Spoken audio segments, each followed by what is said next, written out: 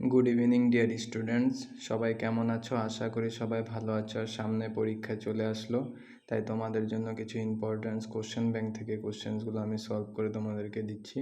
তো সামনে পরীক্ষা আসছে এবং অ্যানুয়ালিও পরীক্ষা আসছে, তার জন্য তোমাদের এই ইম্পর্টেন্ট কোশ্চেনগুলো পড়ে নেবে। দেখবে এখান থেকে অনেক কমন পাবে, আর এগুলো হলো কোশ্চেন ব্যাংকের কোশ্চেন। তো চলো দেখো, আমরা প্রথমে অর্থনৈতিক ভূগোল বিষয়বস্তু এবং সম্পদের কিছু গুরুত্বপূর্ণ এমসিকিউ পড়বো, যেটা ভূগোল চ্যাপ্টারের প্রথম চ্যাপ্টার। তো এখানে দেখো দেওয়া আছে তলের কোনটি অনবীকরণযোগ্য সম্পদ। তো এখানে দেওয়া আছে যে অনবীকরণযোগ্য সম্পদ আমরা কি বুঝি, যেটা আমাদের কি হয় তোমার শেষ হয়ে যায়। যেমন দেখো এখানে পানি, সূর্যরশ্মি, গছ গছনি, প্রাকৃতিক গ্যাস। তো ইয়াত অ্যান্সার হবো প্রাকৃতিক গ্যাস। সেকেন্ডটো দিয়া আছে তলৰ সম্পদসমূহ কোনবিধ সম্পদ অনবীকৰণযোগ্য। অনবীকৰণযোগ্য সম্পদটো কি, যিটো আমাৰ কি শেষ হৈ যায়। তো লো, শস্য, মানুহ, সূৰ্যৰশ্মি আছে, তো লোটো হ'ব। নেক্সট দিয়া আছে তলৰ সম্পদসমূহৰ কোনবিধ সম্পদ অজীৱী। অজীৱ মানে কি, যাৰ প্ৰাণ নাই। তো ইয়াত আছে কি বায়ু, উদ্ভিদ, জন্তুবোৰ, শস্য। তো আমাদেৰ কি হব বায়ু। তলৰ কোনটো মানৱ সৃষ্ট সম্পদ। মানৱ সৃষ্ট সম্পদ বললে কি বোঝা, যে জীবন মানুহ নিজে তৈৰি কৰে। অৰণ্য, জলসিঞ্চন, খনিজ তেল, নদ নদী, ইয়াৰ মাজত এটাই আছে যে জলসিঞ্চন। সেইটোৱে কি কৰে, মানুহ নিজে সৃষ্টি কৰে, তাৰ কাৰণে তাক কি মানৱ সৃষ্ট সম্পদ বুলি কোৱা হয়। তলৰ কোনটো এটা অজীৱীয় সম্পদ। ইয়াত কি আছে, অজীৱীয় সম্পদ কি হ'ব, বায়ু হ'ব। যে ব্যাকটেৰিয়া, ভেঁকুৰ, শস্য এইবোৰৰ কি আছে, প্ৰাণ আছে, কিন্তু বায়ুৰ কি নাই, প্ৰাণ নাই। তাৰ কাৰণে বায়ু এবিধ কি হ'ব, অজীৱীয় সম্পদ। তলৰ কোনটো প্ৰাথমিক বৃত্তি নহয়। ইয়াত কোৱা হৈছে যে তলৰ কোনটো প্ৰাথমিক বৃত্তি নহয়। মাছ ধৰা, বনজ সম্পদ আহৰণ, কৃষিকৰ্ম আৰু শিল্পোদ্যোগ প্ৰক্ৰিয়া। ইয়াৰ মাজত মাছ ধৰা, বন সম্পদ আহৰণ এইবোৰ কি, এইবোৰ প্ৰথম বৃত্তীয়। কিন্তু ইয়াত কৈছে যে প্ৰাথমিক বৃত্তি নহয়, তাৰ কাৰণে শিল্পোদ্যোগ প্ৰক্ৰিয়াটো কি হ'ব, আমাৰ প্ৰাথমিক বৃত্তি নহ'ব। নেক্সট দি আছে তলৰ কোনটো সম্পদৰ ক্ষেত্ৰত প্ৰযোজ্য নহয়। হস্তান্তৰ কৰিব নোৱাৰি, বজাৰ মূল্য নাই, মানৱ জাতিৰ কল্যাণে উপকাৰ অপকাৰ দুটোই হ'ব পাৰে। তো আমৰা কি জানি যে উপকাৰ আৰু অপকাৰ দুটো হ'ব পাৰে, এইটো কি হ'ব, সম্পদ নহ'ব। তাৰ কাৰণে ইয়াত সম্পদৰ ক্ষেত্ৰত প্ৰযোজ্য নহয়। তলৰ কোনটো অনবীকৰণযোগ্য সম্পদ। শস্য, পানী, অৰণ্য, খনিজ তেল। তো তোমৰা তো জানাই যে খনিজ তেলটো কি হ'ব, অনবীকৰণযোগ্য সম্পদ হ'ব। তলৰ কোনটো তৃতীয় বৃত্তিৰ অন্তৰ্ভুক্ত নহয়। তৃতীয় বৃত্তিৰ অন্তৰ্ভুক্ত নহয়। পৰিবহন, যোগাযোগ, পৰ্যটন, খনিজ সম্পদ আহৰণ। চোৱা বাকী যিবোৰ কোশ্চেন আছে এইবোৰ কি পৰিবহন, যোগাযোগ, পৰ্যটন এইবোৰ কি মিল আছে, কিন্তু খনিজ সম্পদ কি আহৰণটো এইটো প্ৰথম বৃত্তীয়, তাৰ কাৰণে এইটো তৃতীয় বৃত্তিৰ অন্তৰ্ভুক্ত নহয়। তোমালোকে যে কিবা যদি কোশ্চেন নাপাৰা, তেনেহ'লে চাৰিটা কোশ্চেন যে থাকিব, মানে এমচিকিউৰ পৰা যে তোমাৰ অপশ্যন থাকিব, সেই অপশ্যনবোৰ চাইও কিবা যদি এটা মিল আছে, বাকী তিনিটা মিল নাই, তেনেহ'লে তেনেধৰণৰো তুমি কি কৰিব পাৰিবা, এমচিকিউৰ এনচাৰটো দিব পাৰিবা। তো IUCN সম্পৰ্কে শুদ্ধ বাক্যবোৰ তলত দিয়া হ'ল, বিকল্পবোৰ পৰা বাছি ওলোৱা। যেমন এইটো আহিছে কিমান, SSLC 2025ত আহিছে। IUCN 1948 চনত গঠন কৰা হৈছিল, এইটোতো সত্য, তোমালোকে জানা। IUCN সম্পূৰ্ণ ৰূপটো কি, Indian union for conservation of nature. এইটো নহয়, IUCN সম্পূৰ্ণ ৰূপটো কি হয়, ইণ্টাৰনেশ্যনেল। ইয়াত ইণ্ডিয়ান দিয়া আছে, তাৰ কাৰণে এইটো শুদ্ধ নহয়।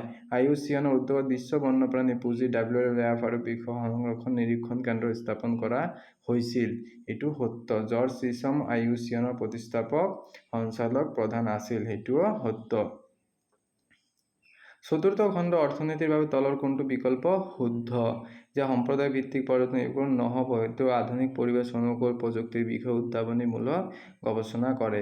তলৰ কোন দুটা উক্তি দিয়া হৈছে, এটাক দাবী হিচাপে আৰু আনটাক কাৰণ হিচাপে চিহ্নিত কৰা হৈছে। চোৱা এনেধৰণৰ কোশ্চেন আহি থাকে।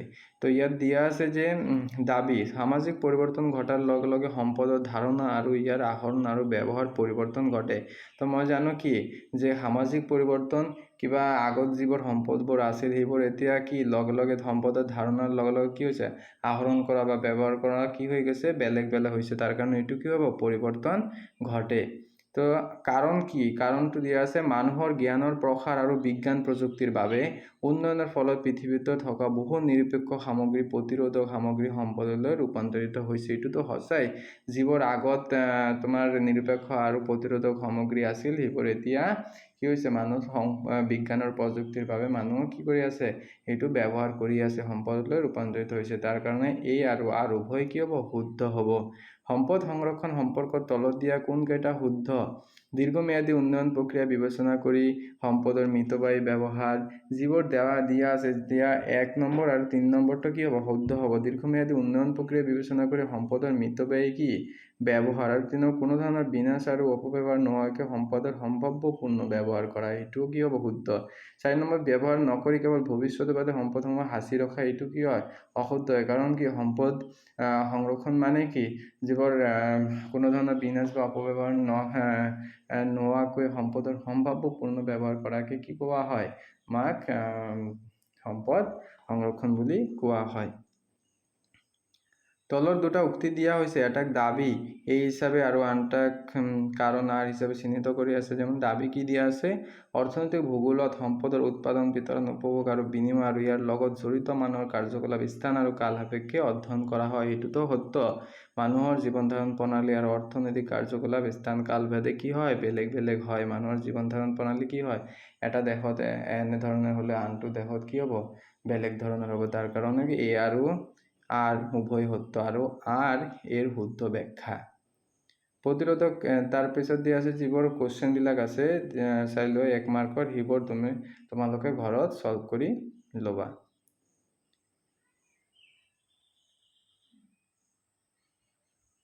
আৰু ক অংশৰ লগত বি অংশ মিলাই লোৱা যে শিল্পোদ্যোগ প্ৰক্ৰিয়া কি এটা দ্বিতীয়ক বৃত্তি, অনুৰ্বৰ ভূমি কি হয়, প্ৰতিৰোধক হয়, উজ্জ্বল ৰশ্মি কি এটা প্ৰাকৃতিক সম্পদ।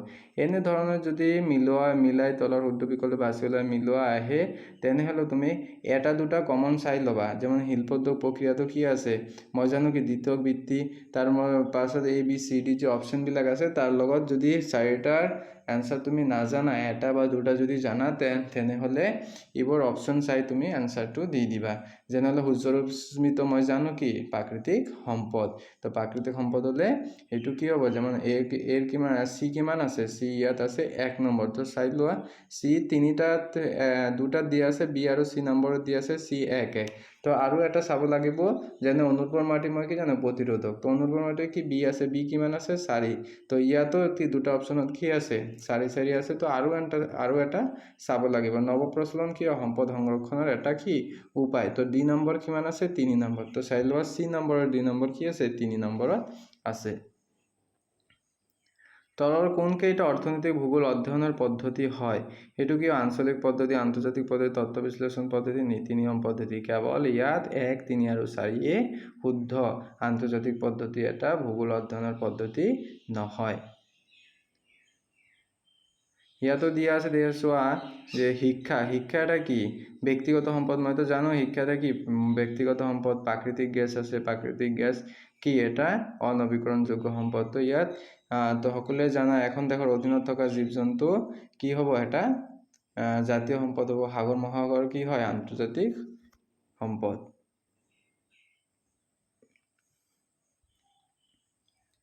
তাৰপিছত দিয়া আছে, তলত ব্যাখ্যা দুটা বিবেচনা কৰা। ব্যাখ্যা হিচাপে সম্পত্তিৰ যোগান তুলনামূলকভাৱে সীমিত হয়। সম্পদৰ ব্যৱহাৰৰ দ্বাৰা উপকাৰ বা অপকাৰ দুয়োটাই হ'ব পাৰে, কিন্তু সম্পত্তিৰ জৰিয়তে মানৱ কল্যাণ। যিবোৰ সম্পদ যেনে ধৰা তুমি এটা সম্পদ ব্যৱহাৰ কৰিছা, খনিজ তেল বা পেট্ৰল, ডিজেল, এইবোৰ ব্যৱহাৰ কৰাৰ পাছত কি হৈছে, প্ৰদূষণ হৈ আছে। তাৰ মানে কি আছে, সম্পদৰ পৰিৱৰ্তে উপকাৰ আৰু অপকাৰ দুয়োটা হ'ব পাৰে। তাৰ কাৰণে 1 আৰু উভয় কি হ'ব, শুদ্ধ হ'ব। তলৰ কোনটো এটা বিকল্প সম্পদৰ উদাহৰণ, প্ৰাকৃতিক বৰফৰ সলনি কৃত্ৰিম ৰবৰ, জলবিদ্যুৎ শক্তিৰ সলনি কয়লা, জৈৱ ইন্ধনৰ সলনি খনিজ তেল, কৃত্ৰিম আহৰ সলনি কপাহ, সূতা। তো ইয়াত দিয়া আছে, জৈৱ ইন্ধন সলনি মানে খনিজ তেলৰ পৰিৱৰ্তত মই কি জৈৱ ইন্ধন ব্যৱহাৰ কৰিব লাগিব, আৰু কি আছে কপাহী সূতাৰ সলনি কৰি মই কি কৃত্ৰিম আহৰ ব্যৱহাৰ কৰোঁ। তাৰ কাৰণে কেৱল চি আৰু ডি হ'ব কি শুদ্ধ। মানে কৈছে ইয়াত কৃত্ৰিম ৰবাৰৰ পৰিৱৰ্তে খনিজ তেলৰ পৰিৱৰ্তে আমরা কি জৈব ইন্ধন ব্যবহার করতে পারি, এবং কপায় মানে কার্পাস সুতার পরিবর্তে আমরা কৃত্রিম সুতো বা আঁশ ব্যবহার করতে পারি। তো বিকল্প সম্পদের উদাহরণ। উপরের ছবিখনৰ এক উৎকৃষ্ট উদাহৰণ, এইটো কি এটা অনবীকৰণযোগ্য সম্পদ। কাৰণ কি আছে, ইয়াত দেখা তুমি পেট্ৰল, ডিজেল কিবা খনিজ তেল ইয়াৰ পৰা শোধন কৰি আছে, তাৰ কাৰণে এইটো কি হ'ব, অনবীকৰণ সম্পদ হ'ব। সম্পদৰ শ্ৰেণী বিভাজন অনুসাৰে তলৰ চিত্ৰ খালি দিয়া আছে। যেমন এটা কি কৈছে ইয়াত রিসার্চ সম্পদ হিস্ট্রি প্রক্রিয়া অনুসারে কি সম্পদ কি প্রকার হয় 3 প্রকার। সেইটো কি কি হয় প্রাকৃতিক সম্পদ, মানৱ সৃষ্ট সম্পদ আৰু কি মানৱ সম্পদ। তলৰ উক্তিসমূহ বিবেচনা কৰা। তাৰ কি কৈছে যে সকলো সম্পদৰ বিনিময় মূল্য নাই, সম্পত্তিৰ বিনিময় মূল্য নাই, সকলো সম্পত্তি কি সম্পদ, সকলো সম্পদে সম্পত্তি নহয়। আমি কি জানো সকলো সম্পদৰ বিনিময় মূল্য নাই। শুদ্ধ উত্তৰটো বাছি উলিয়াও। সকলো তো ইয়াত কেৱল 1 আৰু 3 কিমান শুদ্ধ। সকলো সম্পদৰ বিনিময় কি নাই মূল্য নাই। এইটোতো সত্য, সকলো সম্পত্তি কি হয় সম্পদ হয়, তাৰ কাৰণে এটোও কি হ'ব শুদ্ধ হ'ব। 1 আৰু 3 শুদ্ধ। তাৰপিছত দিয়া আছে জীৱৰ সম্পদ ব্যৱহাৰৰ পিছত পুনৰ সৃষ্টি কৰিব নোৱাৰি তেনে সম্পদক অনৱীকৰণ সম্পদ বোলে। এইটোতো সত্যই, তোমালোকে জানাই যে জীৱৰ সম্পদ মই ব্যৱহাৰ কৰাৰ পাছত পুনৰাই সৃষ্টি কৰিব নোৱাৰি তেনে সম্পদক কি কয় অনৱীকৰণ সম্পদ বুলি কোৱা হয়। তাৰ ব্যাখ্যা দিয়া আছে জীৱৰ সম্পদ অনবৰত ব্যৱহাৰ কৰি থকাৰ পিছতে নিঃশেষ হৈ নোযোৱাকৈ ৰাখিব পাৰি তেনে সম্পদক অনৱীকৰণ সম্পদ বোলে। তো ইয়াত কি আছে জীৱৰ অনবৰত ব্যৱহাৰ কৰাৰ পাছত নিঃশেষ হৈ নোযোৱাকৈ ৰাখিব পাৰি তেনে সম্পদক অনৱীকৰণযোগ্য সম্পদ নহয়, এইবোৰ কি হয় নৱীকৰণযোগ্য সম্পদ বুলি কোৱা হয়। তাৰ কাৰণে বি নম্বৰটো কি হ'ব 1 নম্বৰটো শুদ্ধ আৰু 2 নম্বৰটো কি হ'ব অশুদ্ধ হ'ব। ভূগোলৰ শাখা সন্দৰ্ভত তলৰ কোনটো চিত্ৰ শুদ্ধ। ইয়াত দিয়া আছে ভূগোল দেখা, ভূগোলৰ ভিতৰত কি থাকে মানৱ ভূগোল আৰু কি থাকে অৰ্থনৈতিক ভূগোল। তাৰ কাৰণে মানৱৰ এই চিত্ৰটোৰ এনসাৰ হ'ব বি নম্বৰটো এনসাৰ হ'ব। মানুহৰ 4 প্ৰকাৰ অৰ্থনৈতিক বৃত্তিৰ উদাহৰণস্বৰূপে শুদ্ধ ক্ৰমটো চিনাক্ত কৰা। প্ৰথমে কি কৰে পশুপালন কৰিব, তাৰপিছত গৃহ নিৰ্মাণ, তাৰপৰ দোকান, তাৰপৰ কি হ'ব বেংক হ'ব। তলৰ উক্তি এ আৰু যুক্তি আৰ দুটা বিবেচনা কৰা আৰু শুদ্ধ উত্তৰটো বাছি উলিওৱা। যেমন উক্তি দিয়া আছে সম্পদ পৰিৱৰ্তনশীল, তোমালোকে তো জানা সম্পদ কি হয় পৰিৱৰ্তনশীল, সেইটো সত্য। যুক্তি দিয়া আছে আজি কোনো এটা সামগ্ৰী মানুহৰ দ্বাৰা ব্যৱহৃত নহ'লেও বা মানুহৰ অপকাৰী হ'লেও ভৱিষ্যতে সেই সামগ্ৰী মানৱ কল্যাণত ব্যৱহৃত হ'ব পাৰে। সেইটোতো জানাই তোমালোকে যে কিবা এটা সম্পদ যদি এতিয়া ব্যৱহাৰ কৰা হোৱা নাই সেইটো ভৱিষ্যতত গৈ কি হ'ব মানৱ কল্যাণে ব্যৱহৃত হ'ব পাৰে, সেইটো তোমালোকে জানাই। তো তাৰ কাৰণে এ আৰু দুয়োটাই কি হ'ব শুদ্ধ হ'ব আৰু আৰু সঠিক কি হ'ব সঠিক ব্যাখ্যা আগবঢ়াইছে, সেইটো সত্য হ'ব। তলৰ দুটা বিবেচনা কৰা যেনে দিয়া আছে অৰ্থবিদ যিমান মানৰ মতে সম্পদ হ'বলৈ বস্তুটোৰ কাৰ্যকাৰিতা আৰু উপকাৰিতা দুটা গুণ থাকিব লাগিব, এইটোতো তোমালোকে জানাই। ব্যাখ্যা সম্পদৰ লগত মানুহ উৎপাদক আৰু উপভোক্তা হিচাপে জড়িত। সকলো কি মানুহ উৎপাদক আৰু উপভোক্তা হিচাপে সম্পদৰ লগত কি হৈ থাকে জড়িত হৈ থাকে। তাৰ কাৰণে এ আৰু বি দুয়োটাই কি হ'ব শুদ্ধ হ'ব। অৰ্থনৈতিক তাৰপিছত আছে অৰ্থনৈতিক ভূগোলৰ বৃত্তিস্বৰূপকে, এইটোতো জানাই তোমালোকে জৰ্জ ইসাম তলৰ কোনটো দ্বিতীয় বৃত্তি যেমন নিৰ্মাণ কাৰ্য দি আছে, তলৰ কোনটো তৃতীয় বৃত্তি পাইকাৰী বা খুচুৰা বিক্ৰীৰ লগত জড়িত অৰ্থনৈতিক কাৰ্য। তাৰপিছত দিয়া আছে তলৰ কোনটো চতুৰ্থ বৃত্তি নহয়, পৰ্যটনৰ সৈতে জড়িত অৰ্থনৈতিক কাৰ্য কি এটা চতুৰ্থ বৃত্তি নহয়। তলৰ কোনটো মানৱ সৃষ্ট সম্পদ যেনে দিয়া আছে প্ৰযুক্তি, উদ্যোগ, কাৰ্যালয়, সৌৰশক্তি মানৱ সৃষ্ট সম্পদ নহয় কৈছে। তাৰ কাৰণে সৌৰশক্তিটো মানুহৰ কি মানৱ সৃষ্ট সম্পদ হয় নে নহয়, নহয়, তাৰ কাৰণে সৌৰশক্তি। চাইলেও ইয়াত দিয়া আছে প্ৰযুক্তি, উদ্যোগ, কাৰ্যালয় এইবোৰ কি একই ধৰণৰ আছে, সৌৰশক্তিটো বেলেগ আছে, তাৰ কাৰণে এইটোও কি হ'ব এনসাৰ হ'ব। তলৰ কোনটো ব্যক্তিগত সম্পদ নহয়, ব্যক্তিগত সম্পদ নহয় কৈছে, হয় হ'লেহতে যদি ইয়াত দিয়া তলৰ কোনটো ব্যক্তিগত সম্পদ, ইয়াত কি ভাল চৰিত্ৰ, কৰ্মদক্ষতা, শিক্ষা, চৰকাৰ, ইয়াত দিয়া আছে কি সরকারটো তোমার কি ব্যক্তিগত সম্পদ নয়। বাকি যেগুলো আছে যেমন দেখো ভালো চরিত্র, শিক্ষা, কর্মদক্ষতা, ভালো চরিত্র, শিক্ষা, কর্মদক্ষতা সব কি তোমাদের ব্যক্তিগত সম্পদ, কিন্তু সরকারটা কি ব্যক্তিগত সম্পদ নয়, তার কারণে সরকারটা কি হবে আমাদের ব্যক্তিগত সম্পদ নয়। তলৰ কোনটো জাতীয় সম্পদ, ইয়াত দিয়া আছে জাতীয় সম্পদ কোনটো বায়ুমণ্ডল, শিক্ষানুষ্ঠান আৰু সাগৰ, ইয়াত কি হ'ব শিক্ষানুষ্ঠান, কারণ বায়ুমণ্ডল, শিক্ষা, সাগর এগুলো কি সেগুলো সব কি আলাদা জিনিস, শিক্ষানুষ্ঠানটা কি একটা জাতীয় সম্পদ।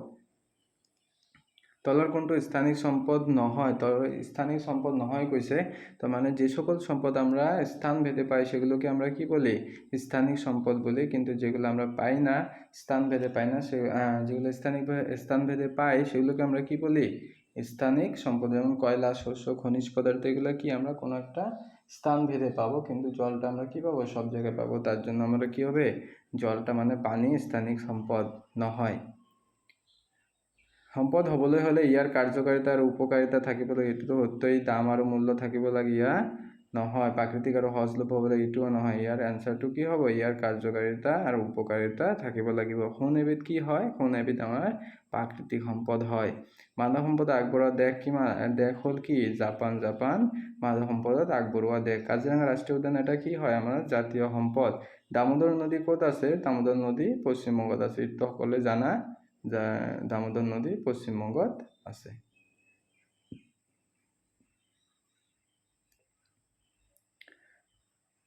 তো ইয়াত দিয়া আছে, এইবোৰ কুৱেশ্যনবোৰ ভালকৈ চাবা আৰু পৰীক্ষাত এক্সামত আহি থাকে এই কুৱেশ্যনবোৰ, তো ভালকৈ চাই ল'বা।